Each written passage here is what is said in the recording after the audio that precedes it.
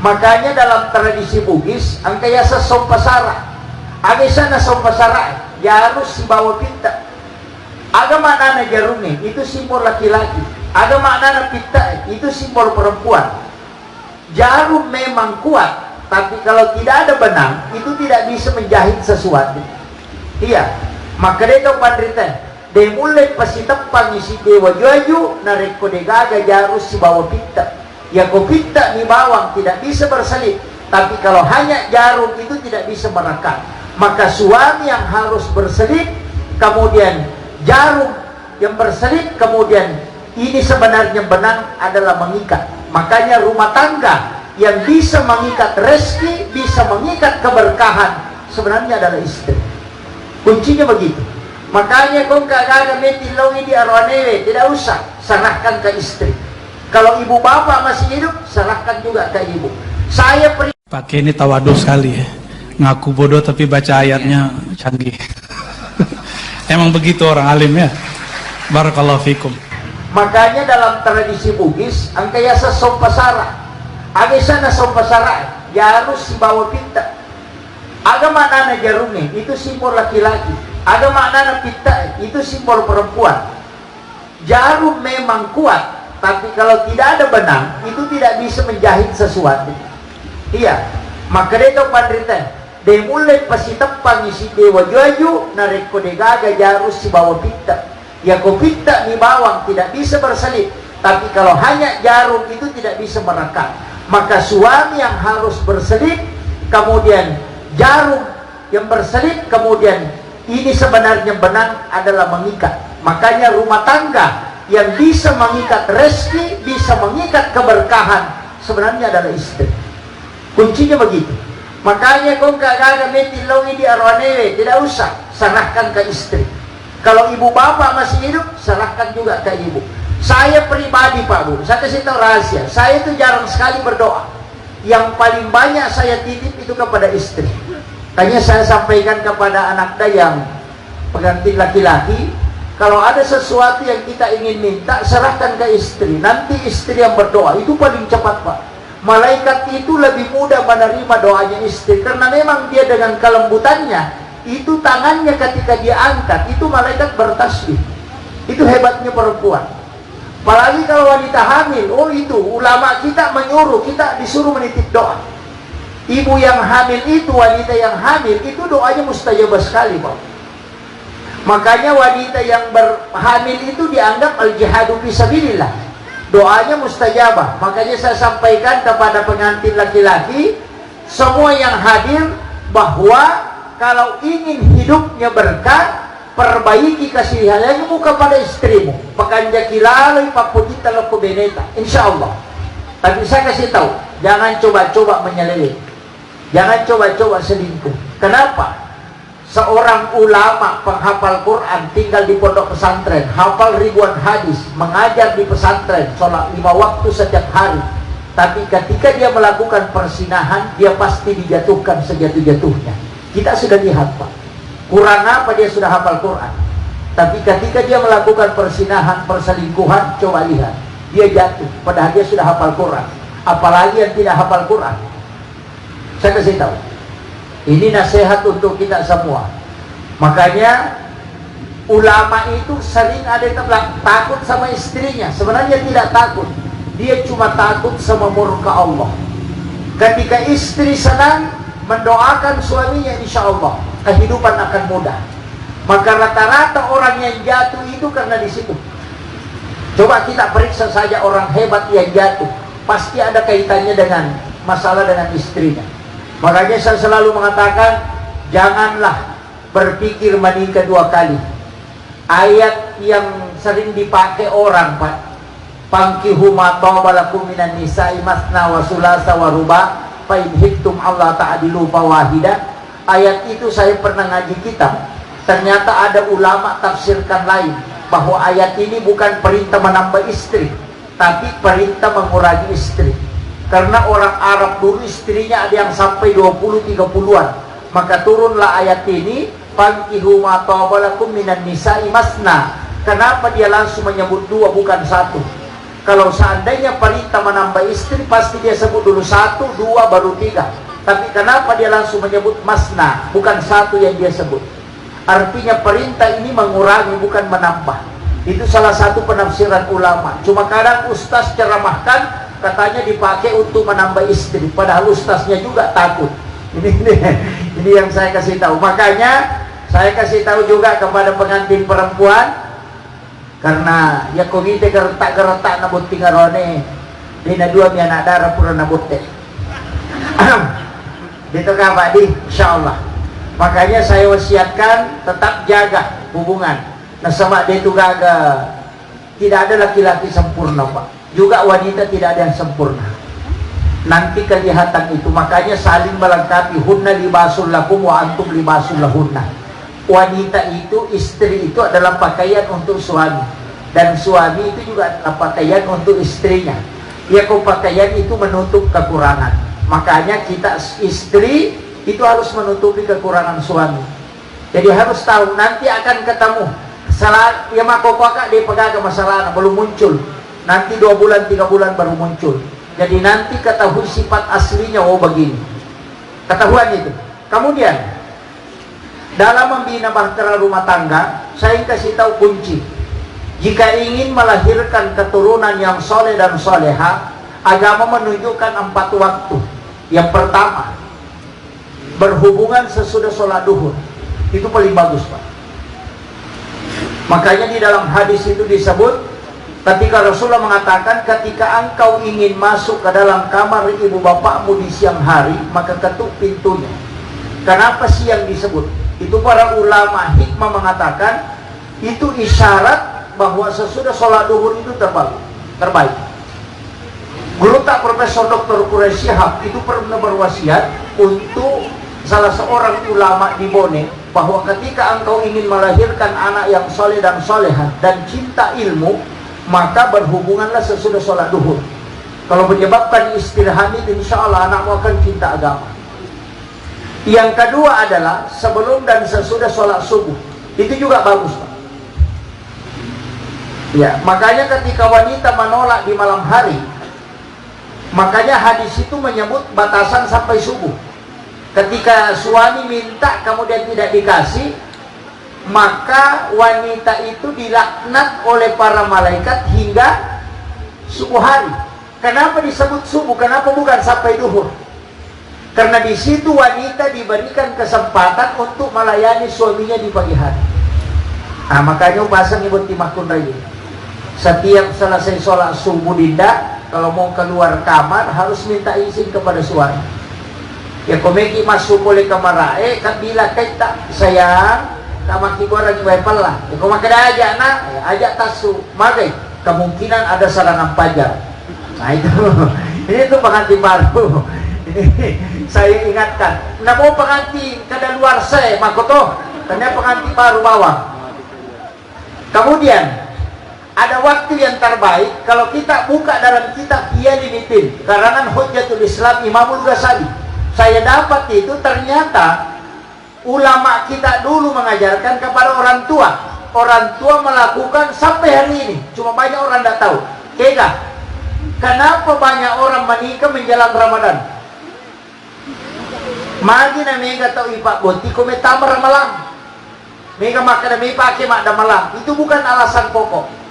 Kenapa? Karena dalam kitab Iyalimitin, siapa yang di bulan Ramadan melakukan puasa Ramadan, kemudian pas berbuka puasa, sesudah dia minum, tapi dia belum makan, dia penandre, minum di bawah, kemudian berhubungan dengan pasangannya, dan menyebabkan istrinya hamil, maka bisa dipastikan anaknya itu bisa jadi ulama. Itu di kitabnya Imamul Ghazali. Kalabat itu, laba iramalannya. Ada ulama mengatakan biar bukan Ramadan, yang penting di waktu puasa. Ia koma puasa ki pas selesai berbuka dengan minum air putih, berhubungan dengan pasangan, itu anaknya bisa jadi ulama. Itu penting. Jadi koma kerajaan lama apa nih ya Ustaz? Sabaran, ajarkan kepada anak-anak kita. Cuma saya wasiatkan, jangan berhubungan manakala satu lapar sekali, jangan. Orang puasa itu Pak tidak lapar, makanya jangan berhubungan pada saat lapar sekali. Magai anak kita akan bodoh ketika ada. Kenyang sekali juga tidak boleh. Ya kumasola dan kinapa berhubungan menyebabkan istri hamil, maka anaknya pasti malas. Yang ketiga, jangan berhubungan ketika sangat ngantuk. Cakarudula lagi makunreye. Kalau laki-laki kan tidak mungkin ngantuk. Tidak mungkin ngantuk kalau berhubungan. Yang ngantuk itu biasa perempuan. Nareko angka makunre cakarudula dan kemudian berhubungan menyebabkan dia hamil, maka anaknya itu akan lari ke penyakit autis. Sampai 7 tahun itu belum bisa bicara. Ini yang banyak sekarang Pak. Makanya cakarudu gara-gara HP. Dia nampak aja sama Facebook.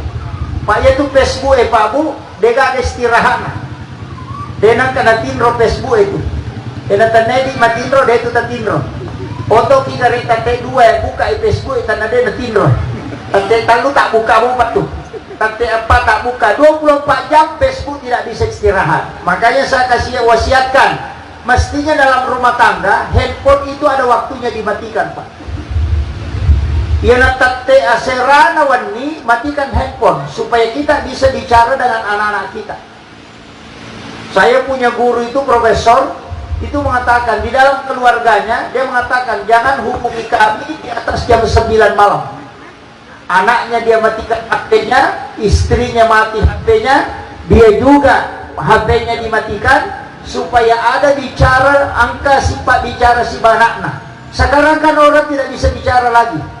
Anaknya main game, bapaknya main YouTube, istrinya main Facebook.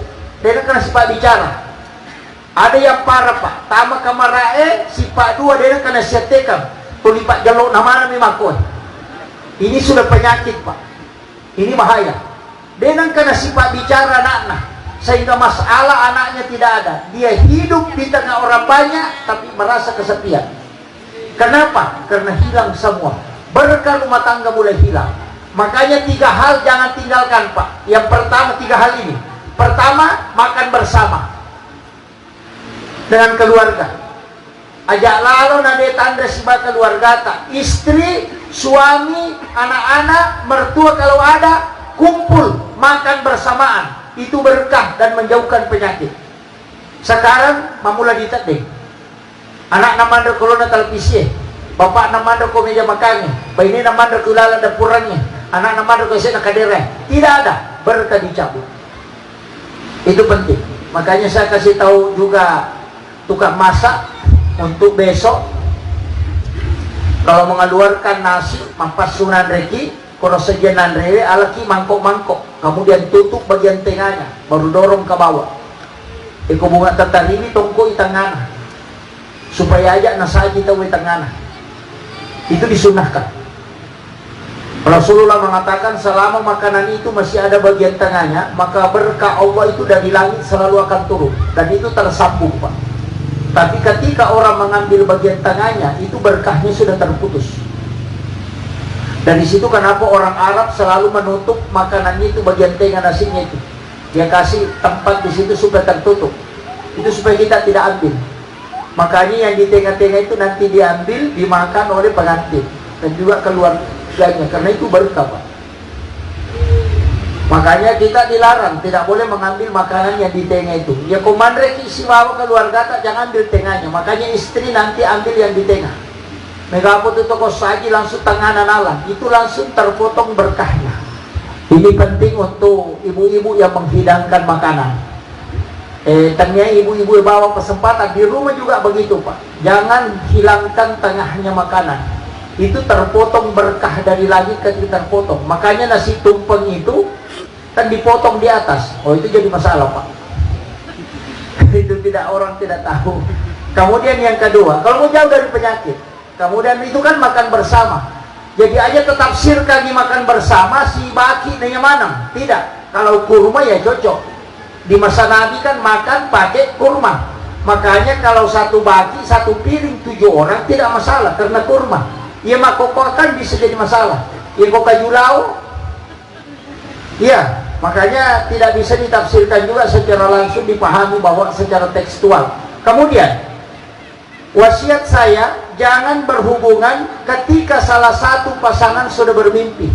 Matin roki napaka tulu-tulu berhubungan badan, kemudian bangun, jangan sekali-kali berhubungan. Kenapa? Ketika berhubungan menyebabkan istri hamil, maka dipastikan anaknya lahir dalam keadaan epilepsi atau kena penyakit ayam.